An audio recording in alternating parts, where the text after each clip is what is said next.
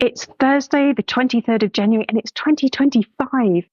Welcome back. A very warm welcome back to the Water Action Platform. We're going to kick off the year by taking a look at bird flu and what it means for the water industry, and then onto some less stressful topics, an incredibly successful solar-powered desalination trial, and the hidden gold in our pee. And finally, I'm going to show you water droplets forming from gas molecules, something that's been seen for the very first time. Now, thanks, as always, must be given to our amazing sponsors shown here. Without them, we wouldn't be here at all. Let's look at the science behind the headlines. Avian flu, or bird flu, has been dominating the media for a while, and this month we saw the first human death from bird flu strain H5N1.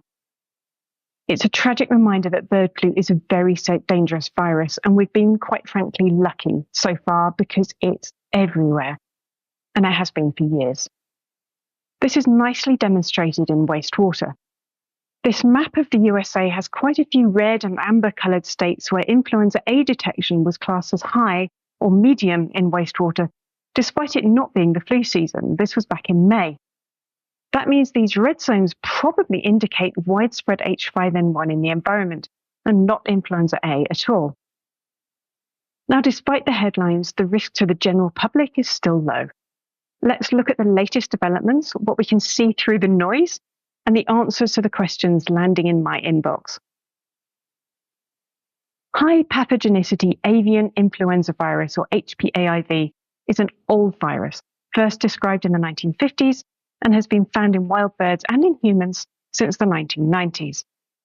However, in 2021, a variant called clade 2344b started to spread much more quickly among wild and domestic birds and wild mammals worldwide. Since 2021, H5N1 has not stopped spreading. For wild birds and animals, the flu pandemic is already here. The World Organization for Animal Health has reports of hundreds of thousands of deaths, 315 species in 80 countries. We are losing our animals and birds at a catastrophic rate. In 2024, we saw it start to spread in dairy cattle, but going from cow to cow for the first time. It spread through milking equipment and the physical movement of cattle. And this was unexpected because we don't typically see flu in cows, but this is also what flu does. It does unexpected things. This spread among animals, particularly those in close physical proximity to humans, means we are now seeing spillover infections in humans. In other words, the virus keeps jumping from animals to humans, which is bad because every time the virus jumps, it can mutate. The good thing so far is that we haven't yet seen human-to-human transmission. So far, the virus has not mutated to do that. People are mostly catching it from handling infected cows and chickens. Remember, H5N1 has been found in humans since 1997, and historically it has caused severe disease. So this first death in the USA hasn't come as a surprise to the medical community. It was only a matter of time until we started to see severe cases and fatalities. There aren't enough human cases to start drawing patterns of severe disease yet, but typically, flu has been severe and fatal for those with weaker immune systems, children, infants, older adults, and those with comorbidities. And so far, we have still only seen severe disease among these groups. Also, we know the severe cases had exposure to a ton of virus, as opposed to the cases from drinking raw dairy milk where the viral levels were lower. However, in the last year, H5N1 has taken up a lot of brain space for epidemiologists and virologists and veterinarians for three main reasons. First, we're looking at a low probability but high consequence event. The probability of a pandemic in any given year is 2%. Spillovers happen all the time, but very few become pandemics because lots of unlucky things have to happen in sequence. The situation unfolding with H5N1 has increased the probability, though. Centers for Disease Control place the potential risk to humans as moderate, and the probability of a pandemic in 2025 at 5%. This time last year, I would have agreed. Myself, I now think it's nearer 8 or 9%, given that H5N1 continues to spread, largely unchecked. Second, it's now flu season in the Northern Hemisphere, and just look at these numbers for winter 24-25. If just one of these people has caught seasonal flu and bird flu, the bird flu can swap genes, causing a mutation that would enable human-to-human transmission. And thirdly and lastly, the Louisiana patient developed new H5N1 mutations, which increased the virus's ability to bind to human cells. Now, this isn't surprising. Viruses mutate all the time, but it does give us a flavour of what this virus can do. There's still an awful lot we don't know, but in a nutshell, H5N1 is something to watch, but don't let it take up too much of your headspace just yet. Just a little extra care is needed. For us as the general public, there's actually not much we can do yet. Don't drink raw milk, don't touch wild birds. If livestock or farm animals look sick, keep your distance. And if you keep chickens or pet birds, practice scrupulous hygiene. For the rest of us, what do sensible precautions look like? Well, first off, keep your bird feeders stocked up. If you have garden birds, they don't typically carry H5N1. Birds that don't live in big colonies don't present a threat, and there's no recommendation to remove bird feeders unless you have chickens in your garden as well. Secondly, try to keep your cats and dogs away from cattle and wild birds and their feces. Don't let them eat birds that they find or droppings or roll in them. My dog used to love to roll in goose poo for reasons I don't know. And don't give them raw dairy milk. So half of the cats that have died of H5N1 in the US are cats that were given raw milk to drink. What about vaccinations? Do existing flu vaccines work? Well, the short answer is we don't know yet, but they might. H5N1 has some very important similarities to H1N1 in the proteins on its surface, and lab studies have shown that the current vaccines could protect us against H5N1. Finland, for example, has started a vaccination campaign for its farm workers. But other studies have shown that the vaccines we have are not perfect. If H5N1 did become a public health emergency, we would almost certainly need new vaccines. Medical science is working on this already, and new mRNA vaccines are being developed as we speak. What if you catch it? Well, you probably won't know unless you become severely ill. And in that case, seek medical care. The existing antivirals we have do work, so go and seek them if you need them, but only then. Don't panic buy them up front. There's no point, and it just makes matters worse overall. Any special precautions for water industry? Well, this is not a waterborne disease, and that's worth repeating emphatically. This is not a waterborne disease.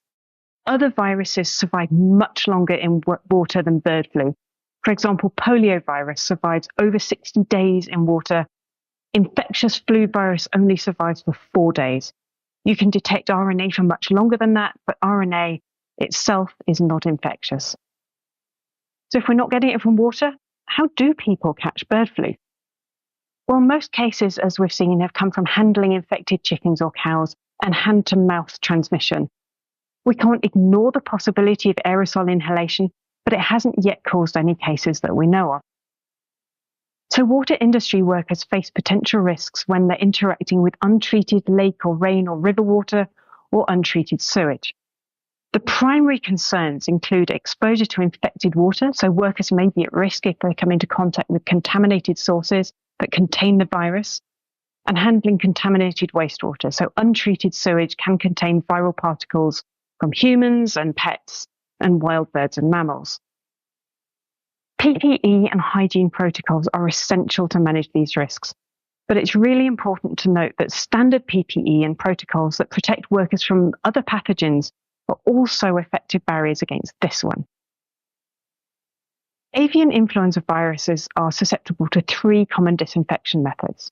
So chlorination, effective at our normal concentrations, but if resistant strains of the virus develop in future, we might need to look at higher doses. Secondly, ozonation, highly effective due to the reactive nature of ozone. It rapidly deactivates viruses. And thirdly, ultraviolet light is generally effective against viruses. Some strains might need a higher UV dose or longer exposure time than others, and we will have to find out about this particular virus. But most importantly, studies indicate that the approach taken in drinking water safety plans, the multiple barrier approach, so combined treatments like chlorine followed by UV, can enhance disinfection efficacy against resistant strains. So I'm not ringing the alarm bells for the water sector just yet, not unless the risk to humans rises. We should all remember our COVID lessons, so wash our hands often with soap and water, keep our hands away from our noses and mouths, and wear masks in highly infective environments like cattle lots or poultry pens. When should the alarm bells go off? Well, we'll know the risk is rising if we start to see human-to-human transmission. And I'll also step up the alert level if we see the more subtle signs of increased risk to humans. If H5N1 starts spreading among pigs is one. Pigs are great mixing vessels and could cause a mutation more quickly. Or if we start to see worrisome mutations spreading among animals.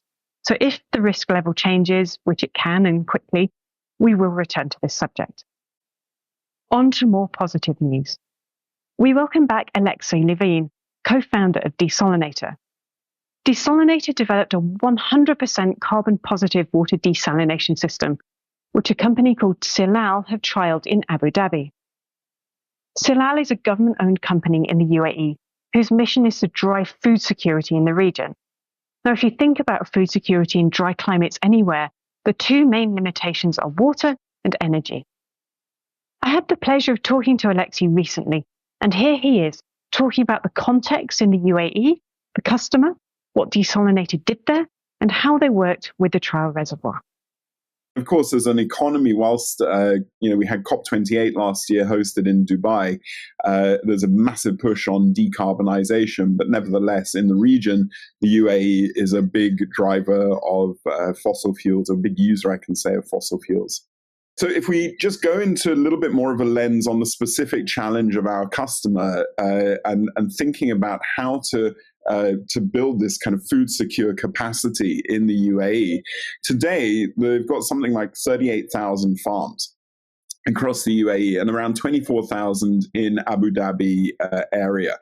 Now, for the most part, these are not optimized farms. So you can imagine if you've got an open field and you're putting water down, it's going to evaporate. It's not an efficient way of getting it to the plant.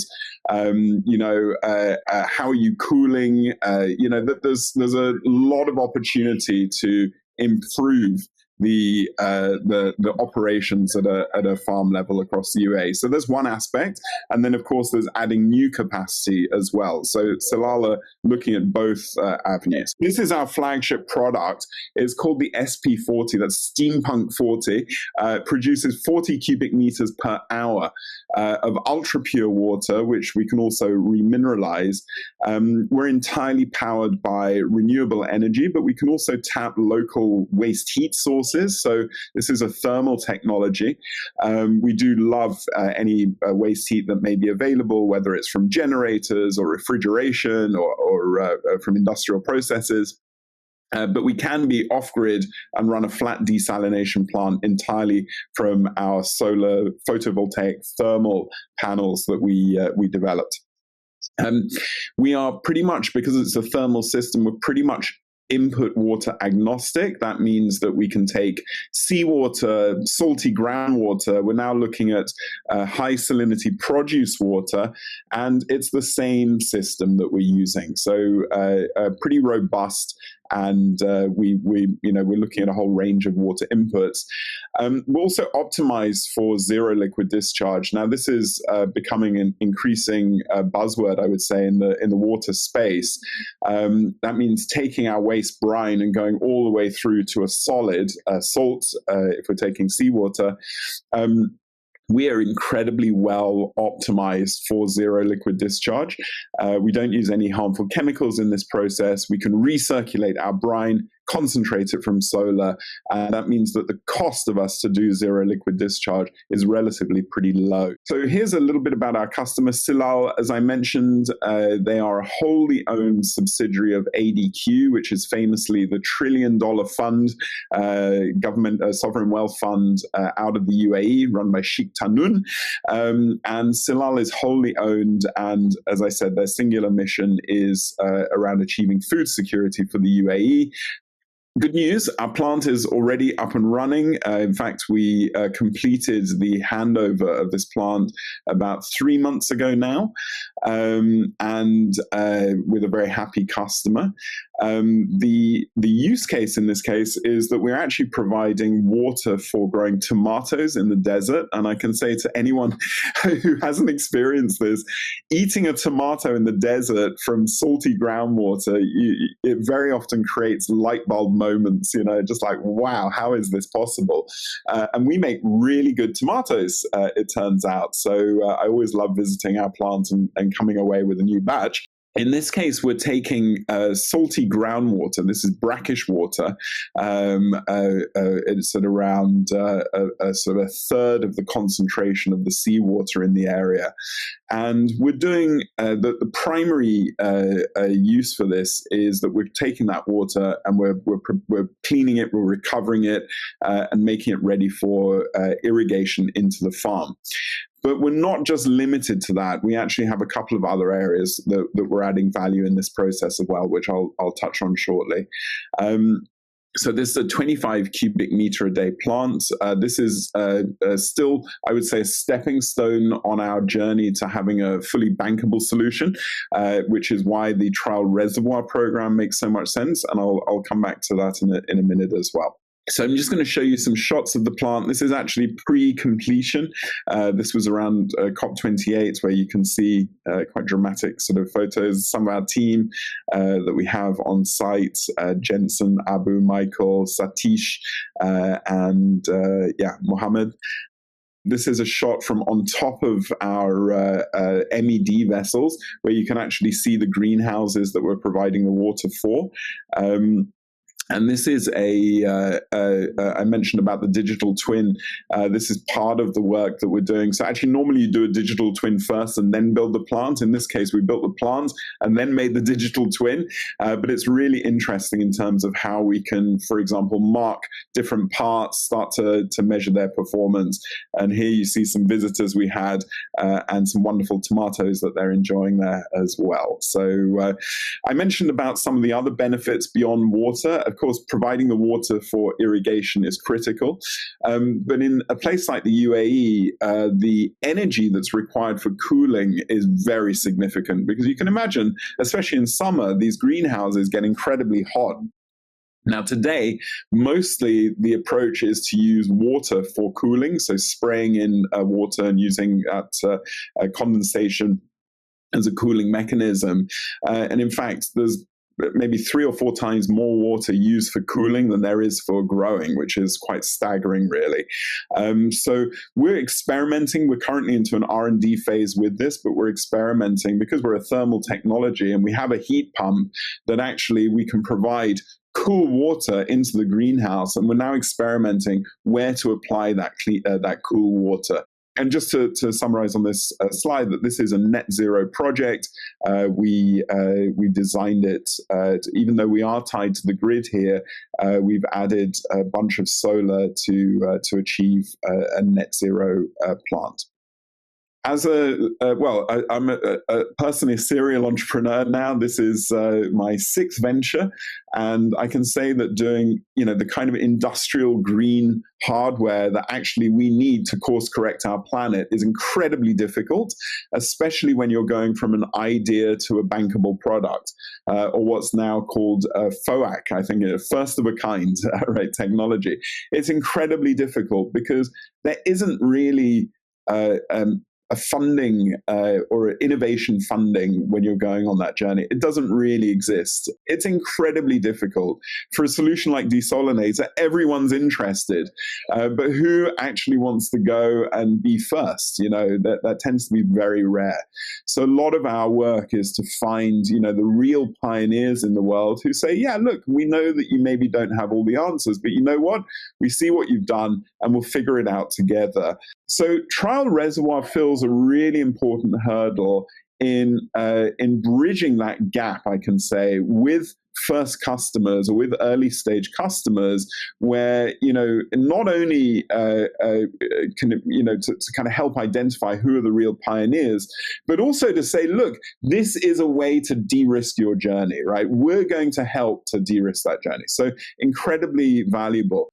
And then of course with it, we're deploying a project. So we've got materials coming to site, we've got subcontractors, we've got orders going out the door. I mean, it's a complex process, so having some working capital through that process is actually pretty helpful in the right moment.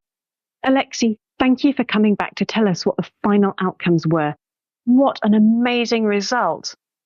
Just to recap, because who doesn't love some numbers, Desalinator's SP40 is the Emirates' first 100% circular solar thermal desalination plant at scale, and it's carbon positive. The trial hit every single one of its performance metrics: water output, water quality, power production, and carbon savings. This is huge news. So if you want to find out more, here's Desalinator's website. For our last feature today, I'm revisiting the subject of P, or P, if you like. We seem to talk about this a lot, especially peers for some reason. What makes it yellow, what new drugs are in it, if we can get useful things from it.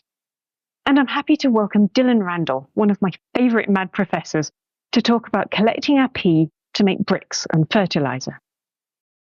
Today I'll be talking about our urine to fertilizer work. If we focus on the resources present in urine, specifically in the wastewater coming from our herds, we see that the urine makes up only about 1% of the wastewater volume. Yet it contains over 80% of the nitrogen, 70% of the potassium, and 50% of the phosphorus. So the first problem is, how do we collect this valuable urine?